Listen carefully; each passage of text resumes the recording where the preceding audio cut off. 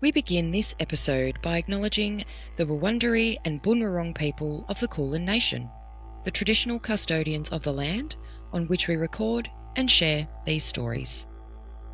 We pay our deepest respects to their elders, past and present, and extend that respect to all First Nations peoples listening or watching today's episode. We honour those who walked before us, their enduring connection to country, and the stories held in land, sky, and spirit. May we listen with openness and learn with humility. We acknowledge that sovereignty was never ceded. This always was and always will be Aboriginal land. Welcome to Beyond the Veil Australia podcast, where history, mystery, and the unexplained collide. From eerie encounters to forgotten histories, from channeled messages to scientific perspectives, we explore phenomena that defy easy explanation. I'm Heather, your guide through the shadows and the host of Beyond the Veil Australia podcast. Together, we'll unravel paranormal events, curious connections, and the questions that refuse to stay quiet. So whether you're a skeptic, a seeker, or somewhere in between, this space is for you. Welcome. Last season, we lifted the veil, but this time, we step through. So, the passage is open. What waits beyond is now calling your name.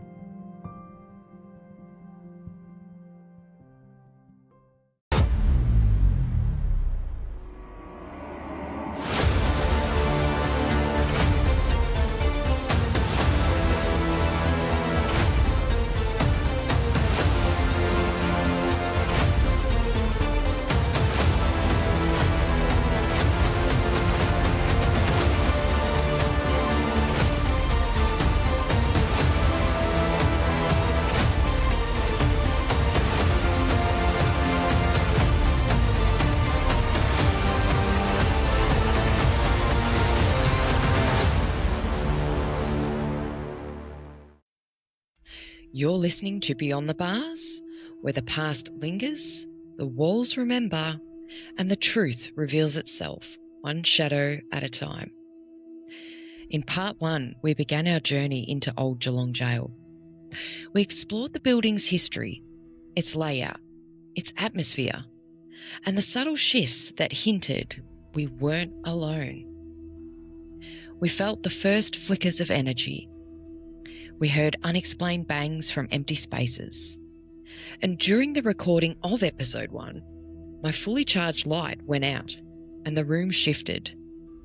And a voice cut through the darkness with only one line and one man would dare deliver. It became clear that someone was already following the story. Someone who wasn't ready to wait their turn. Someone who wanted us to know that they were there. But part 1 was only the surface, because in part 2, we step deeper into the jail, into the places where the energy thickens, the stories sharpen, and the unseen becomes impossible to ignore. We climb into the upper levels. We walk into rooms that hold the weight of violence, surrender, and survival. We stumble into synchronicities too precise to dismiss. And we discover an inmate who wasn't on any tour map, but made damn sure that we found him. This is the episode where the jail stops whispering and starts speaking, where the past steps forward, where the evidence becomes physical, and where one presence, bold, cheeky, and unmistakable, guides us through his old territory. Welcome to part 2, the Unseen Inmates. Stay close, stay open, and prepare for the moment the story turns around and looks back at you. Following the moment of recognition, the moment when Tommy and Emily's names finally settled into place inside me, we continued toward the end of the ground floor. Their stories were still echoing softly in my mind, like threads tucking me forward. It was as if understanding who they were had unlocked something, and now the building was ready to show us the next layer. At the far end of the corridor, the solitary confinement area waited. It didn't look threatening at first. The space was surprisingly well lit, almost clinical in its brightness. Nothing about it screamed danger or dead. If anything, it felt deceptively ordinary. The kind of space that you could walk past without a second thought if you didn't know what had happened there. I lifted my phone and snapped a photo of Matt, standing in front of one of the cell doors. Iron bars framed him, topped with a sheet of clear perspex that caught the overhead light. I wandered a little, taking photos of the plaques mounted on the walls, the ones that were explaining the purpose of solitary confinement and how it was used in the early days of the prison, the psychological intent behind it. Reading those words while standing in the space made it feel heavier, more deliberate. Matt then decided to step into the cell that he'd been standing in front of. From where I stood, he was perfectly visible when he remained close to the door. But the moment he took even 2 steps back, he vanished into the darkness. It was startling how quickly the light just dropped away. One moment he was there, the next he was swallowed whole. I took more photos trying to capture the strange contrast, but the camera never quite conveyed what my eyes were seeing. Soon after, I stepped inside the cell as well, and that's when everything shifted. From the outside, the cell looked pitch black, like a void. But once I crossed into that cell, my eyes adjusted, and then I realised that the walls were actually a very pale pink, soft, almost gentle. The space seemed brighter from the inside than it had even appeared from the outside. It was illuminated by a tiny slot in the rear wall that allowed a sliver of air and natural light in. It felt strange. Outside the cell, the atmosphere had been foreboding, eerie, as though the space itself was holding its breath. But inside, there was this unexpected sense of calm, but not peace, not anything comforting. It was a kind of emotional numbness, a quiet that felt like surrender. It reminded me of the point where a person's mind simply just shuts down under that kind of pressure, where resistance dissolves and the only thought left is that you just can't beat it. You've just got to succumb to it. The cell held that energy, a stillness born not from serenity, but from exhaustion. We stayed inside for maybe 5 minutes, long enough to feel the weight of the place, long enough to understand why solitary confinement was considered one of the cruelest punishments. As more people filtered into the area, their footsteps and chatter broke that spell, and Matt and I stepped back out into the corridor. It was time to move on, to explore the rest of the ground floor, carrying with us the quiet that cell had pressed into our bones. Leaving the solitary confinement area felt like stepping out of a sealed chamber. Matt and I drifted back towards the centre of the ground floor, pausing at a few of the stalls as we passed. But a darker hallway at the back of the central area caught our attention. A corridor where the walls and floors absorbed more light than they reflected. It felt narrower, heavier, as though it was funneling us towards something waiting at the end. And that something was the prison kitchen. A long industrial room stretched out before us. Sorry, I just need 1 second here. I'm just going to quickly interject. Yes, I'm pregnant, but I haven't had any kind of horrendous, if any at all, morning sickness, right? I'm 15 weeks at the time of recording this. So probably by the time that it's released, I'd probably be about 16, 17 weeks.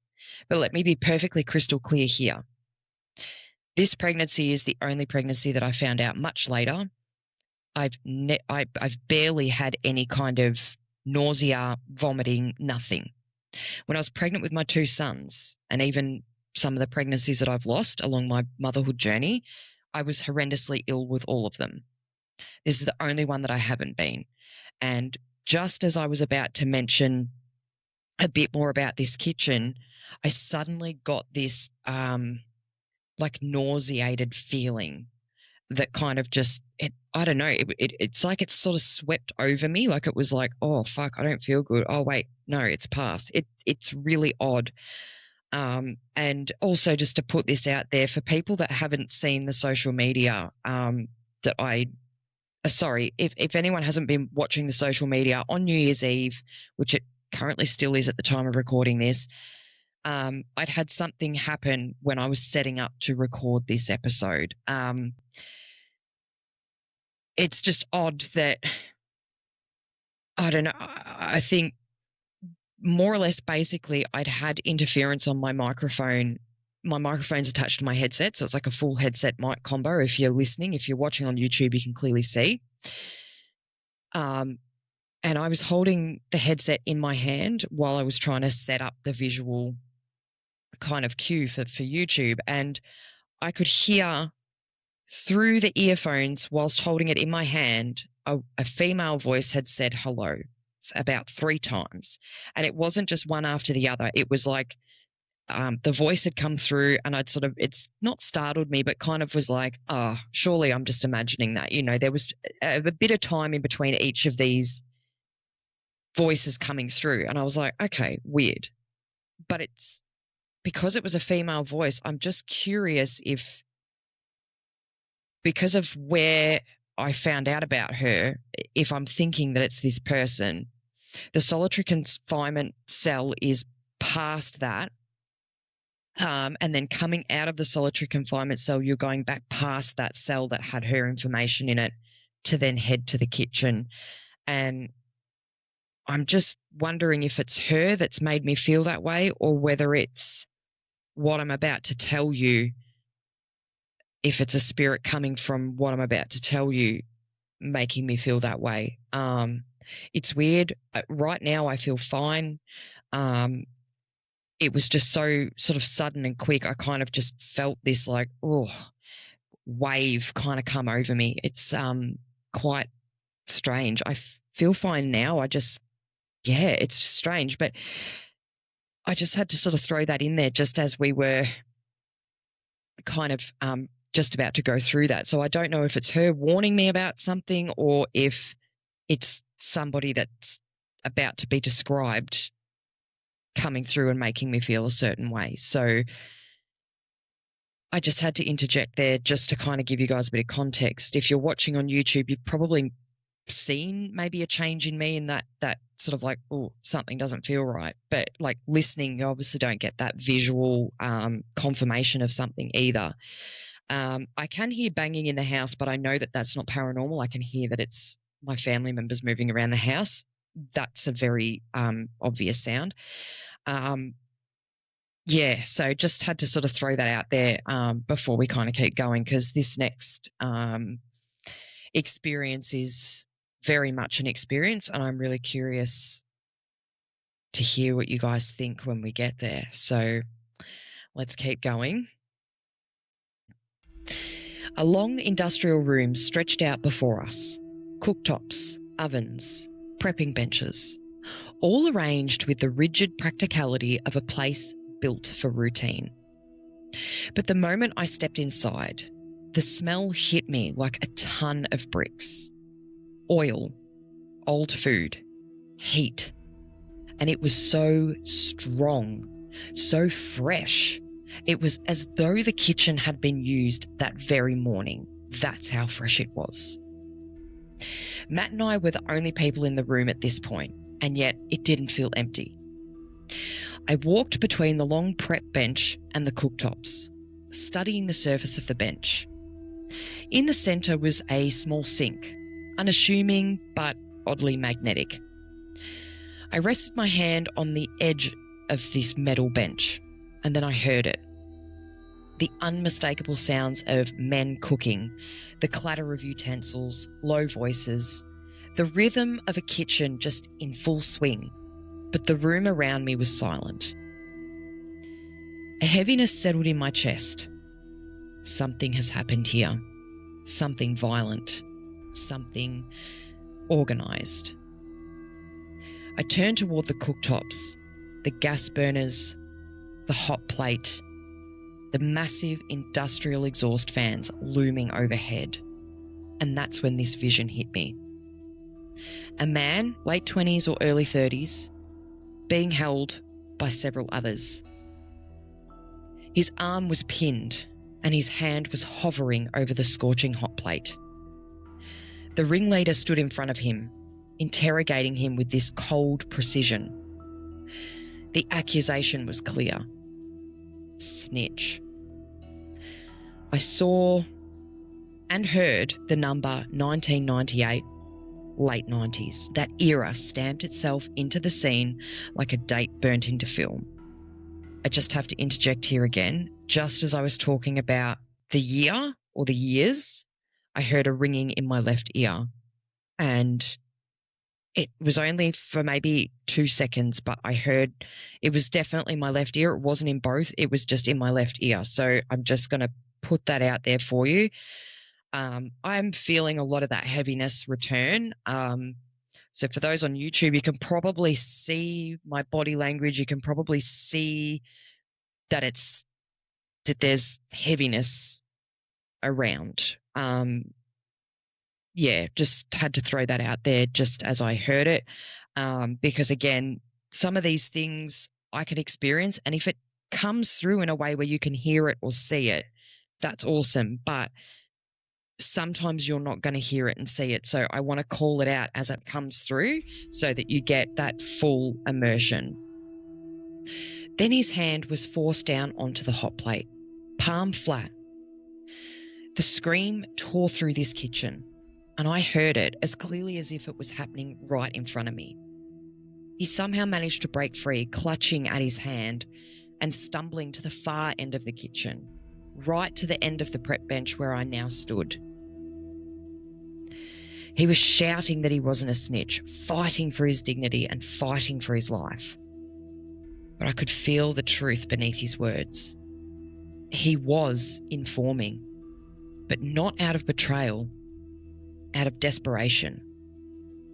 I felt the weight of his fear for his wife or young family. The pressure from authorities was immense. It was suffocating. And their message was clear. Give us information or your family pays the price. And he wasn't the type to rat anyone out, but he was a father. And fear for one's family can twist even the strongest moral spine. The kitchen held that memory like a stain. But then something else hit me, sudden, sharp, completely separate. A flash of another man. He was much older, but of the same era, standing further back on the opposite side of this bench, facing the cooktops. His energy was different, though. It was still heavy, but felt final. Suddenly, my heart lurched. A tightness was gripping my chest so violently that it stole my breath. For a moment, I genuinely thought I might hit the floor, like the room was just spinning. My lungs refused to expand. It felt like I was standing exactly where he stood, in that very spot where his heart had just failed him.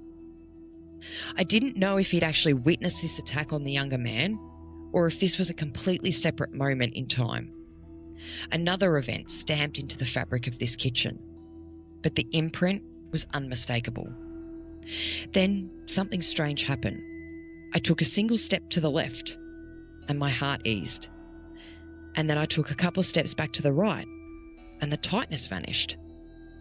But when I stepped back into that exact spot, that pressure returned instantly, like a hand or a vice pressing against my chest from the inside. It was as if the floor itself had remembered where he fell. That was all I felt of him. No name, no story. Just the echo of a final moment, held in place by the walls, and the air and the memory of this room. After nearly half an hour in the kitchen, the weight of everything, the brawl, the fear, and this collapse, it just became a little bit too much. I told Matt what I'd experienced, explaining this was just one of the many countless altercations and tragedies that must have unfolded in this space. I said, there's something about prison kitchens. They feel like the hub of violence and threats. And Matt actually agreed with me. He felt the heaviness too, even if it's not with the same clarity. We stepped out of the kitchen, leaving behind the echoes of the two men whose stories had collided within hours for just a moment. We left the kitchen behind, unaware that the next presence we'd brush up against inside old Geelong Gaol belonged to one of Australia's most infamous underworld figures, Mark Brandon Chopper Reed. Oh, I can feel him. At the time, we didn't know that he'd spent time within these walls. We were simply exploring, following the energy of the building, letting each room reveal its own story. But something in the atmosphere had begun to shift, a restless swagger that didn't match the sorrow or the heaviness of the earlier spaces. It wasn't until much later, during the early days of recording the Beyond the Bars Part 1, that pieces began to fall into place. Because the truth was, Chopper had already crossed paths with both Marcus and myself, separately, years apart, and neither of us realised until much later in our interview. My first encounter with him wasn't physical. It wasn't even environmental. It was psychic. I had tuned in remotely to his energy, and not intentionally, not seeking him out, but simply opening myself to the stories I was researching. And there he was, loud, cheeky, and impossible to ignore. His humour, his bravado, his theatrical persona, it all came through instantly, like tuning into a radio station already mid-broadcast. It was quick, sharp, and unmistakably him. Marcus, it turned out, had experienced something similar years earlier, an encounter that tested both Chopper's humour and his seriousness in the same breath. The kind of moment that leaves you wondering if you imagined it, until something else happens that confirms you didn't. But neither of us knew the other had ever felt him. Well, not yet anyway. When Marcus and I sat down to record part 1 of our interview, we expected a smooth session. Instead, the energy in the room shifted almost immediately. I've just had like a sensation right on the top of my rib cage near my sternum. I'm just going to throw that out there. It's gone. It was just a weird sort of sensation. I can feel that Chopper is present. He was certainly present in part 1. Okay. You're welcome to hang around, but I need you to just back off a little. You cool with that? Righto, thank you. Just to clarify, he was like, yeah, righto, in his charismatic character. Oh, I've also noticed that I have had some like visual interference on like my my scripting. I've just seen it sort of flash in a strange sort of way. It's never done that before. I think he knows because I've asked him to back off away from me. He's just kind of like, all right, yeah, righto. I'll just have a fiddle with this. Okay, can we keep going now? Because, you know, this is about you and you kind of wanted to be like present. So are you happy for me to keep going now? Because if you keep interrupting, we're not going to get it. We're not going to get there. So like, let's just keep going. Is that good with you? Stabbing pain again. I need you to back away, please. I'm happy for you to be present, but I need you to just step back a bit, please. Thank you. All right, let's try that again. So, when Marcus and I sat down to record part 1 of our interview, we expected a smooth session. Instead, the energy in the room shifted almost immediately. My equipment glitched, and then his. But not at the same time. but in a similar sort of pattern. We'd had some audio cutting out and we kept going, just adjusting cables and laughing it off and just pushing through. We just honestly thought that it was technical issues that most technology will experience from time to time. But the interference escalated until the recording was finally terminated altogether. We wrapped up part 1 with a bit of a shrug, assuming it was pure technical issues. But it wasn't. When we returned for part 2, we started talking about our earlier experiences, the strange psychic moments and the odd encounters, the energy that we'd each felt years before. And then it happened. We both paused. We looked at each other and we realised we were describing the same man, the humour, the swagger, the unpredictability, and the way that he pushed boundaries just to see how you'd react. Chopper. The room went still, because suddenly it all made sense. The earlier psychic impressions and the separate experiences years apart, the equipment interference during part 1, and the sudden termination of the recording. He hadn't just interfered with one of us. He'd interfered with both of us, separately, then together. And we hadn't even realised it at the time. It was only in that moment, sitting across from each other in part 2, that we understood the joke he'd been playing. He'd just been messing with us, testing us, watching us try and piece it together, and then probably laughing the entire time. It was a classic Chopper. Chaotic, cheeky, disruptive, and honestly, perfectly timed. By the time I sat down to record episode 1 of Beyond the Bars, I should have expected him. But nothing prepares you for the way that he enters a room. And I can just hear him laughing hysterically right now. I hope you really like this, mate, because I worked really hard on really, there was a saying that you said in part 1 that I can now actually put out there for part 2, and that you always said, never let the truth get in the way of a good yarn, right? Or a good story. And now, I've put it together for you and really highlighted who you are and the experiences that both Marcus and I had had and the experiences that I'd had with you. I can hear you laughing because I know that's like a laugh of approval. And I really hope that you enjoy this, because I really wanted to capture the essence of who you were so that you could really be involved in this. I don't think I've had anything, no equipment's actually turned off. The moonlight that I've had, even trying to charge it, it just wouldn't charge properly. So it's not here for this session. So yeah, just to throw that out there again. But nothing prepares you for the way that Chopper enters a room. And it was very unexpected for part 1. The recording was only 15 minutes in when my light, that was fully charged and checked beforehand, was working perfectly. It flickered and then went out completely.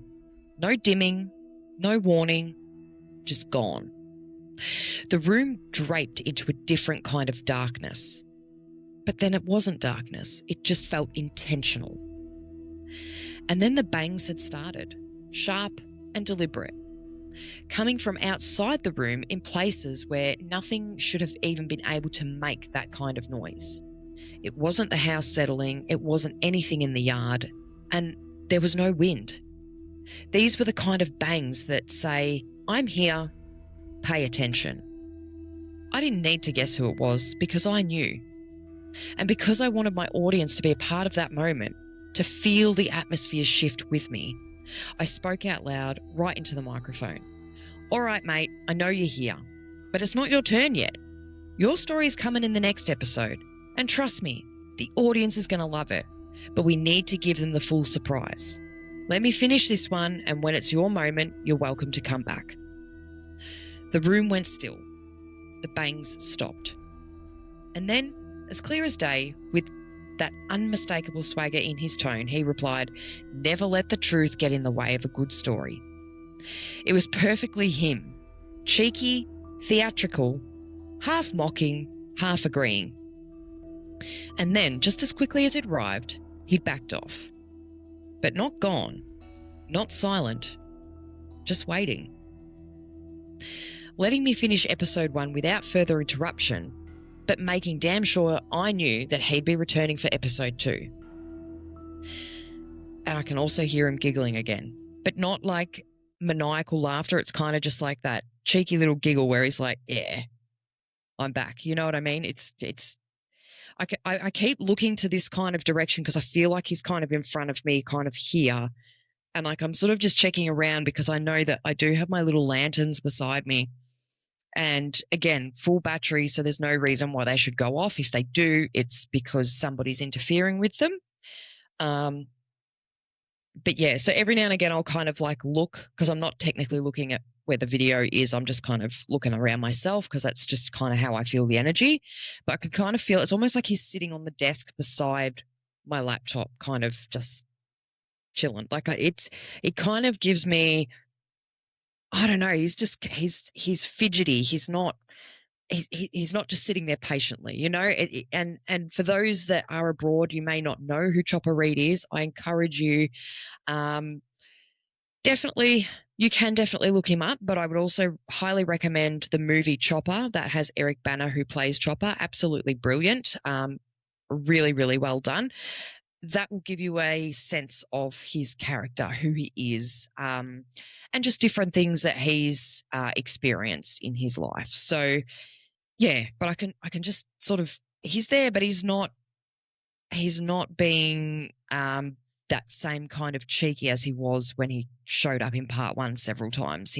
Because he knows it's about him now, so he's kind of like, here we go, let's get into it. So just a little bit of a backstory there as to how this next section actually fits in. So I hope that you've enjoyed it thus far. I've enjoyed the fact that even, again, I hate having to interject, but I also think that it's very important when I'm experiencing things and for you guys to actually get somewhat of that same experience. If you're not watching it, if you're just listening on an audio platform, you don't get that full effect. Whereas somebody who's watching it, again, they're still not getting the same full effect, but they're able to get the visual confirmation of things as well. You know, you could see where my body language changes. You could see when I'm looking around. You can see where my gaze is kind of more fixated on a different point rather than at the recording device. So, yeah, really interesting. If I had have been better prepared, I would have maybe had something else that could have like a spirit talker or something. If I had done that, I would have. But I also didn't want to run the risk of it being like not working or whatever. I know the battery on my phone was pretty close to dying, so I did have to go and put it on charge prior to recording this. So it is at the other end of the house on charge.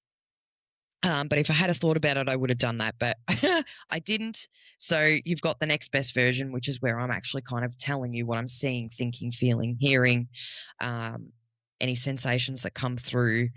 I suddenly have just had some kind of confirmation that Chopper's sort of given me around the experience of the man who was the snitch in the kitchen. There's something, he's kind of confirmed it in a way of like, I don't know how to describe it. I think it was like, he said like he is or he was or something like that, even though I don't think that this man and Chopper were at this place together, but I feel that Chopper may have known him from previous experiences or outside in their world. I'm not sure, but I've kind of just got this weird confirmation from him, like, you know, like that story isn't an isolated story. It probably happened to quite a lot of men there. But I think that particular story was etched because it was probably toward the end of Geelong Jail being a functioning prison. So, yeah, I just had to randomly say that because I just got that weird confirmation. So, again, once again, I also want to put the disclaimer out there too that if I know I'm going somewhere, I'm going, particularly in Australia, I love learning about these locations, but I'm also very mindful that I try not to learn too much about specific things in these places, because if I do ever have the opportunity to go, I want to let my abilities connect me with whatever needs to come through and tell their story, or show a certain snippet of time, or something like that.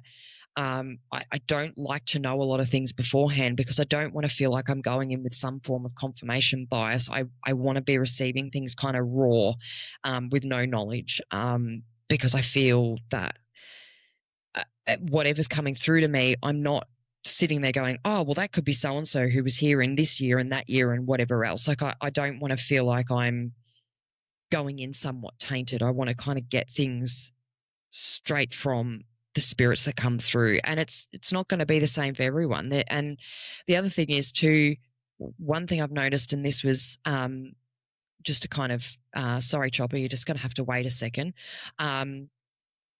was that, you know, with Sam and I from Aussie Afterlife, when we had experienced what we'd experienced with the railway and certain things that were coming through, you know, a lot of that, with some of the stuff that I tried to research, it was really difficult to find anything that was actually recorded that's available to find out. We have since then done another catch up where we've really gone a bit further in depth, and that will be coming. We've just, obviously, we've both got busy lives as well, and we're trying to get our own stuff kind of set up and ready to go so that we can come back and revisit that amongst our schedules as well. So, you know, that was the same sort of thing. There was a lot of stuff that we both kept getting through those additional recordings that kind of confirmed what we'd experienced in that first one, but also I think we want to be able to find more, but it is really hard with some things being not documented as well. I suppose with a prison, there's probably going to be a lot of documented things that happen there, but you're also going to have a lot of things that were not documented. So I think with the experience that Sam and I both had, which we also had a very similar experience at Beechworth as well, which will be touched on at another point in time. But I think we tend to pick up a lot of the stuff that may not be as well documented, because it's just the documented things just get kind of repeat, you know, that people know about it. Whereas when you're a sensitive or like psychically in tune, or like however you want to put that, whatever label you feel with that, I think there are some people that are always about, I want to hear the stories that I don't know anything about. I want to know what's happened here from something that's not overly well documented, because they're the people that get forgotten about. And I think that's where my skills kind of, that's just kind of where they've evolved to. I really had no idea I could even do it, but I have found that there've been little pieces of documentation with things along the way, but nothing that's going to fully go, this happened, and da da da da da. A lot of it is kind of trying to find what you can and going, okay, well, this would be how this would work out. And in some places, particularly like an asylum or a jail, there are probably going to be certain documents that may have had recordings at a point in time when things happened, and at later points in time, they are either destroyed or they are lost or whatever. I'm not going to speculate on that so much, but I think there's always going to be information that is deliberately not available. And, you know, you can, whatever your knowledge is with things like that, you can draw your own conclusions with. But, you know, I think that's where I know for Sam and I, we're both very well in tune with those that have had their voice removed for a very long time and haven't had their story heard by any form of documentation. So I wonder if that's the case with some of the things that I'd picked up in the kitchen, particularly. Like they're, you know, it's probably one of those run-of-the-mill things that may have happened multiple times a week in the year, you know, the entire time the prison, you know, who knows?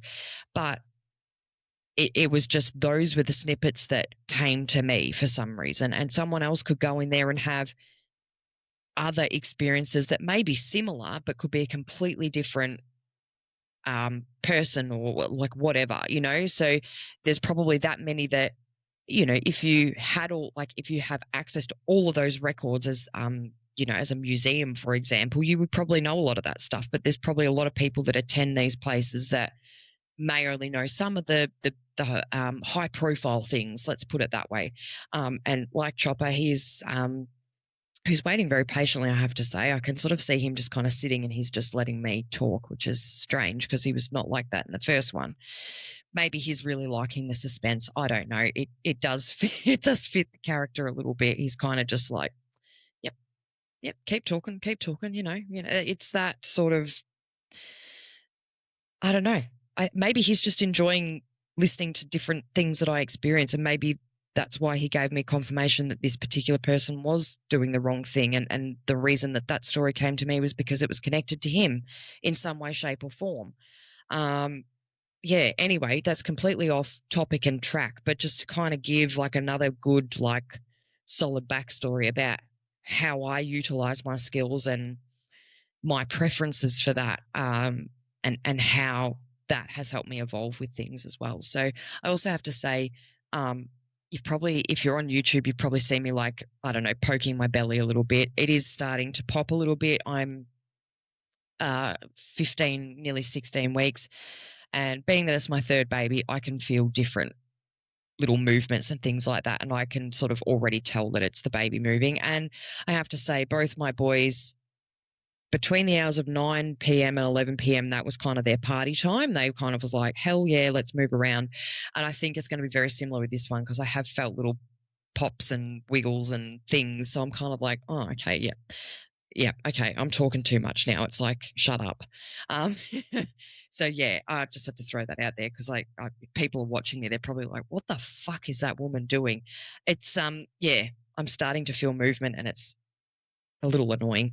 It's lovely, but it's also a little annoying when you're kind of on a tangent and you're just like rambling, which is probably good for those that are listening. You're probably like, boo, like, would you just shut the fuck up and move on? Like, come on. But yeah, just kind of wanted to throw all that out there just as a bit of again, it's like another little disclosure. That's just how I am. And so for me, with things that I've experienced in this one, whilst they haven't been loud bangs outside and lights flickering and all of that sort of stuff, there've been different sensations. And I think that they're still absolutely relevant. And I think for you guys to have that full experience in this episode as well, I have to interject and tell you so that you get that experience as well. But anyway, I've rambled a bit there, but let's keep moving on so that we can really like get into how we have Chopper joining us, and how he's worked his way into this. So let's keep moving. It wasn't until later when Matt and I discovered that Chopper had indeed been inside Old Geelong Jail that everything locked into place. The psychic impressions, Marcus's early encounter, the interference during our shared interview, the equipment failure, the voice during episode 1, the timing, the humour, the swagger. He'd been with us from the start, and he wasn't going to let me tell his story without making damn sure I knew he was there. On the drive to Old Geelong Jail, before we'd even stepped foot inside, Matt casually asked, "Do you reckon Chopper ever did time at Geelong?" And I shrugged and said, "I'm not too sure. I haven't heard about him being there, but honestly, it really wouldn't surprise me." And that was it. We let the subject drop, only because I was getting so many other visions and names coming through that there was just no room to even think about it. I didn't want any prior knowledge colouring whatever I might pick up on the inside of the building. I wanted the jail to speak for itself. We had no idea how important that question would become. After leaving the kitchen, still buzzing from the heaviness of what we'd felt there, we realised we hadn't explored much of the third level. So we headed up to the second floor, across the landing, up another set of stairs tucked halfway along the walkway, and then onto the third level, entering from the opposite end of the gallows. The atmosphere changed immediately. We wandered through the landing, checking out the cells, photographing the eerie metal flooring, the narrow walkways, the stairs that felt like they were holding their breath.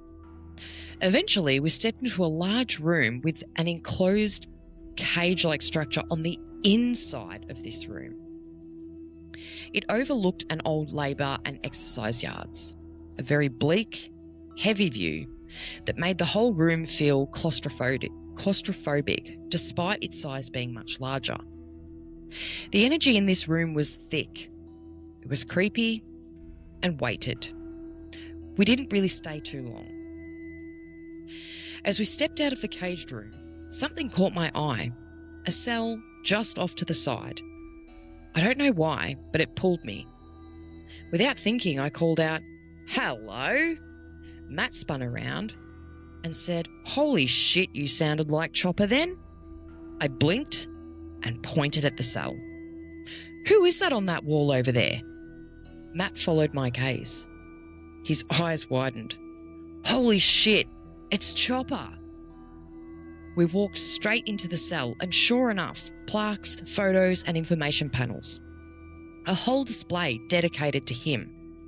So, I started snapping photos while Matt pulled out his phone to check the facts. One source said Chopper had never been an inmate at Geelong. And I scoffed. I was like, well, if that's true, why on earth would they have a cell with all this stuff in it? It makes no sense. That's dumb. Matt searched again. And this time he found it. He was here, cell 101. And as he kept reading, I just happened to step outside the cell, and then I froze. We were standing in cell 101. I felt a jolt, that psychic click when something aligns perfectly. While still standing on the landing outside cell 101, I said, "I'm getting 1986, sort of mid to late 80s. Matt looked up from his phone and he turned around and said, "He was here in 1984, 10 months. The hairs on my arms stood up.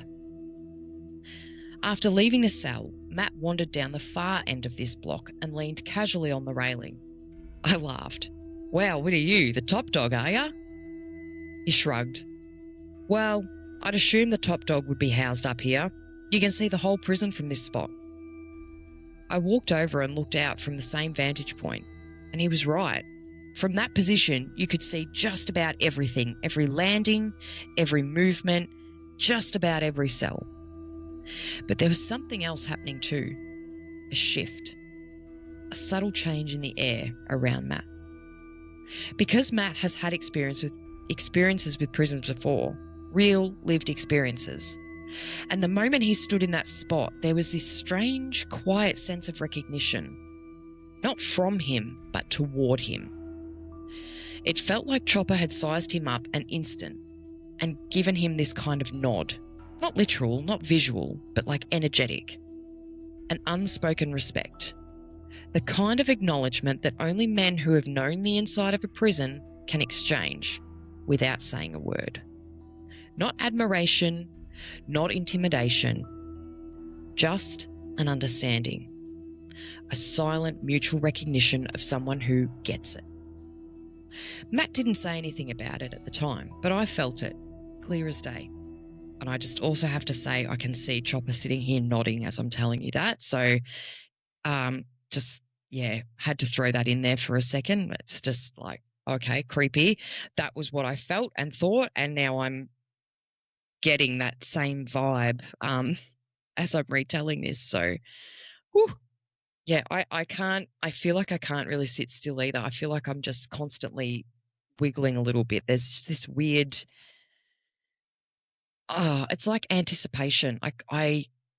It's just, I don't know. I think it's just because it's almost kind of being able to relive those experiences again, and sort of it feels as clear as it did at that time. And I just heard into on my mic as well. I know I didn't touch it. My hand was on the right side, my mic's on the left side, but I could hear me talking, and then I heard some into, like a tap on the mic. So I don't know if that got picked up for this recording. So I'm going to have to check that when I do the review. I hope for your sake that you did hear that little tap. It was only very quick, but I could hear it through the headset, and my hand was moving on the other side. So I don't know. We'll see how we go, but we'll keep moving on. And the energy around him had softened, but not in a gentle way. in that rough-edged, streetwise way that says, all right, mate, you know the rules, you've earned your place. It was subtle but unmistakable. And it made the whole moment feel even more surreal, as if Chopper wasn't just guiding us, but acknowledging Matt in his own way too. We made our way back down to the ground floor, weaving through the stalls and displays, and we stopped to browse, and I happened to get some crystals, some sprays, some little handmade goods, We're having a good look around. And then we overheard two stallholders chatting, talking about none other than Chopper. Matt giggled, stepped forward and said, "We've just come from his cell upstairs, 101. I was still inspecting a cleansing spray when I heard one of the stallholders say, "Oh, he's got another cell downstairs too, just down there, one with his artwork." We both froze. Another cell? On the ground floor? But unfortunately, it was blocked off by the stalls, so we couldn't access it. But it was weird, it was cool, and ironically, perfectly timed. It felt like confirmation, not just of his history in the jail, but of his presence with us on that day. Almost like he'd been guiding us, nudging us, and making sure that we found the right places at the right moments. Almost like our own personal tour guide. I can hear him laughing again. Loud, cheeky, and again, impossible to ignore. Classic Chopper. Out of all of the strange images that appeared in my camera roll after our visit to Old Geelong Jail, the white mists, the odd angles, and the photos that I had no memory of taking, there was one that hit me harder than all of the others combined. It was a photo that I did not take. A photo that should have not existed. A photo that made every hair on my body stand on end. Because this one didn't require zooming in. It didn't require imagination. It didn't require interpretation. There was a face in it. Clear, defined, and undeniable. And the moment that Matt and I saw it, shivers ran straight down our spines. I remember staring at the screen, frozen, because the face wasn't subtle or hidden, or even blended into the shadows. It was right there, front and centre, as if someone had leaned into the frame on purpose. And the worst part, I had no idea where in the prison that this photo had even been taken. The background didn't seem to match any cell that we'd been in that I could recall. The angle didn't match any position that I'd held my phone. The lighting didn't match the time of day that we were there. The perspective wasn't physically possible from anywhere that I had stood. It was like the photo had been taken from a place that we'd never visited, or from a vantage point that I never had. And yet, it was there, sitting in my camera roll, waiting for me. And when I showed Matt this, he reacted instantly. The same jolt, the same shock, the same recognition. Because the face wasn't random, it wasn't generic, and it wasn't a trick of the light. It looked exactly like Chopper. Not a vague resemblance, not a maybe if you squint, not a shadow that could be anything. It was him, his expression, the shape, the attitude, the unmistakable presence of a man who never did anything quietly. And the fact that the photo appeared without me taking it in a place that I couldn't identify made it even more unnerving. It felt deliberate, intentional. Oh my God, he's fucking laughing at me right now like that.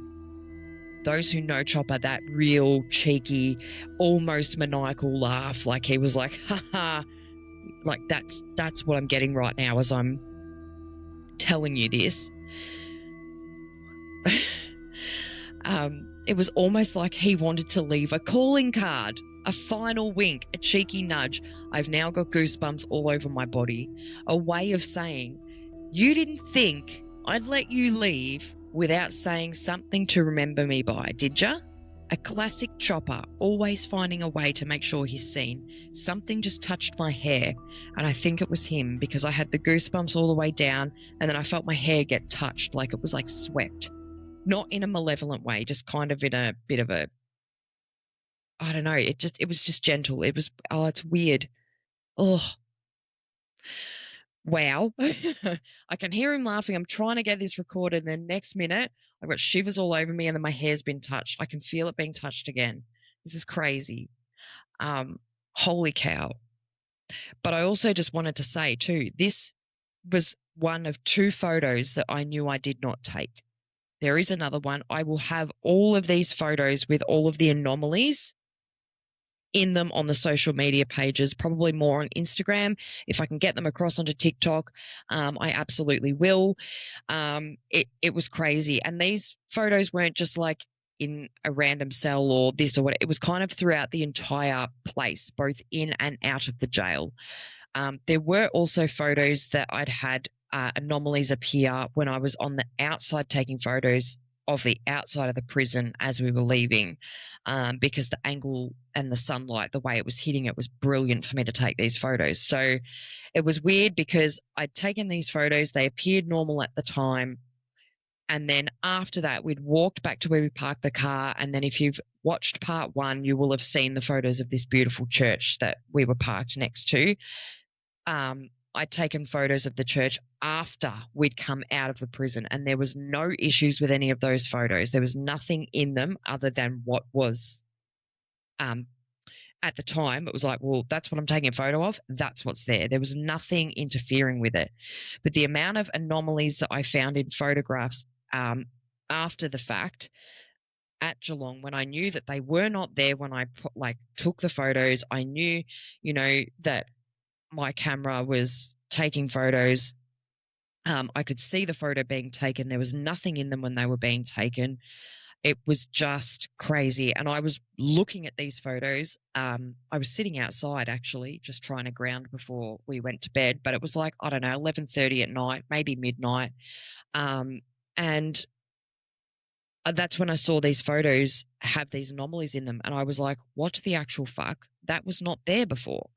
And then when I scrolled through and found 2 photos that I knew I did not take in there, and I could not even place them for where they would have even been in the prison. I was trying to go, was it somewhere over here? Was it somewhere over there? I was trying to look at what photos had I been taking before? Where would we have walked from this place to that place? I kept trying to find where these could have fitted in. And I don't know. I really don't know. It could have been at any point in time and we wouldn't have even known. It was bizarre. But there was one interesting thing. This particular photo, I think there's 2 photos actually, but one particular photo has been in the the teasers, and it's a picture of looking through some bars at a door. And we'd walked into this cell and I was just taking some photos, and I noticed that it was like, okay, there's bars here that look like it would have been an old window. Has this section been built on? Like, I couldn't quite figure it out. And so I'd taken some photos of the bars and focused on that. And then I noticed the cell door, for the next cell down. And I was like, oh, that looks really cool. And I was going to line it up between the bars so you got the vision of the bars and the door. And I saw that as I pointed it at the door, it was focused and then went completely out of focus for maybe 5 seconds. And I was like, I remember just kind of going, oh, that's weird. And then Matt goes, what's going on? I was like, oh, the thing's out of focus. And I was sort of trying to move it a little bit and whatever. And then I actually said, could you please make this focus on the door? And no sooner I finished saying that, bang, the camera immediately focused on the door, and I snapped the photo. And I'm like, oh, well, thank you very much for that. No problem. But it was weird. There was a lot of things, like, I think that was the only photo that I knew seemed to be a bit. It took longer to get the focus. There was also one with some of the stairs. I think, again, one of the photos of the stairs, it's like a very close-up angle of like maybe 3 or 4 stairs. Again, it's in a lot of the promo stuff. But it had taken, same sort of thing. The focus was just taking so long on some of these things. And it was like, can you please focus? And I would say it. Can you please focus the camera on this, whatever it was? And it instantly, the minute I finished saying it, bang, it focused. But I could have been standing there for 5 to 10 seconds well before I'd even said it, trying to get my camera to focus, and it wouldn't. So it's just interesting. And I can also hear that Chopper's laughing now, and I also am now just starting to wonder, was that him? Because he's sort of giggling like it was him. Because, with the focus of things anyway. I think there are other anomalies that popped up that I know just through looking at them that it would have been whatever it was at the time. It's something that's connected to that.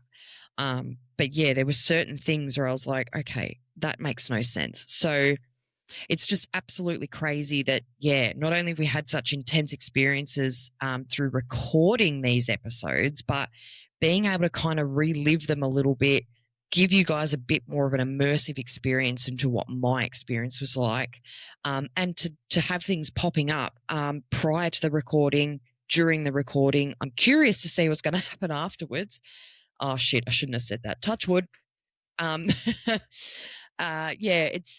it's just crazy. So, yeah, I hope that it's been a really entertaining episode for you, and that you've been able to hear a couple of different things. I mean, a lot of these experiences, they're very concentrated. There was so much more that was sort of going on atmospherically through just movement from one cell to another. You could feel different things, but, there's so much that you experience that it's so hard to just go, here's the whole thing.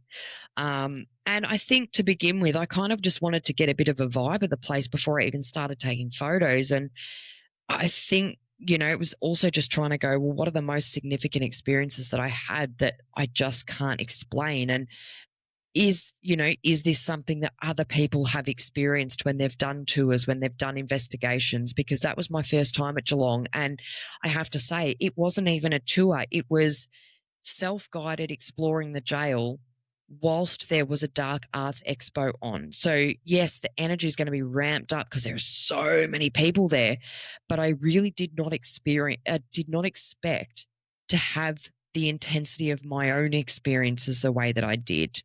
I just didn't think that they'd want to come out to play with me, to be honest, because there's so much more going on that they'd be like, oh, cool. What can we do over here? Can we move something from this stall to that part of the table? I would have thought there would have been more mischievousness with the stalls rather than the people exploring the jails. So yeah, really, really crazy. Really exciting. I would absolutely love to go back to Geelong Jail at some point and do a proper investigation where you're not necessarily going to have as much stuff going on at the same time, meaning that you don't have an expo going on at the same time. I would be really curious to kind of see if some of the same things come up for me, if I get more information on some of the stuff I've already experienced, whether I get new, completely different things. I don't know. I'm really curious to kind of find out later on. Obviously, being pregnant, it sort of limits some of the adventures that I'd like to do. It doesn't prevent me from doing them. It just limits them a little bit. So, yeah, we'll see how we go with that. But anyway, Old Geelong Jail is a place that stays with you long after you walk back out into the daylight. Its walls hold stories, some recorded, some whispered, and some still unfolding in ways we don't fully understand. Across these episodes, we've walked through its history together. We've felt the violence imprinted in the kitchen. We've stood in the suffocating stillness of solitary. We've climbed the upper levels where the air thickens and the past presses close. We've uncovered synchronicities that defy coincidence. And we've encountered an inmate who refused to remain unseen. From the first flicker of interference, to the voice that cut through the darkness, to the cell that answered a question we didn't know we were asking, to the photos I never took and a face that appeared out of nowhere. This jail doesn't just tell its story. It showed it, it guided it, and it shaped it. And now, as we close the gates on Old Geelong Jail, I'm left with a deep sense of gratitude for the experiences, the evidence, the energy, and the unexpected presence that walked beside us. So this chapter ends here, But the echoes of what happened inside those walls will stay with me, and maybe with you, long after this episode fades out. Thank you for stepping into the shadows with me. Thank you for listening with an open mind and an open heart. And thank you for honouring the stories of the man who lived. And thank you for honouring the stories of the men who lived, suffered, survived, and lingered within those bluestone corridors. This has been the final chapter of Old Geelong Gaol, but the journey of the Beyond the Bars continues. Until next time, stay curious, stay grounded, and remember, some places never truly let you go. Thanks again for listening or watching. If you could please leave a comment or a review, that would be amazing. It just helps this little podcast get seen and found by other paranormal enthusiasts that share the same love that we do. So thank you all again for listening or watching. And yeah, I look forward to seeing you all next time. And yeah, I hope you enjoyed this episode, and be sure to check out the socials to check out these curious photos as well. Thank you, and I will see you all next time. Bye.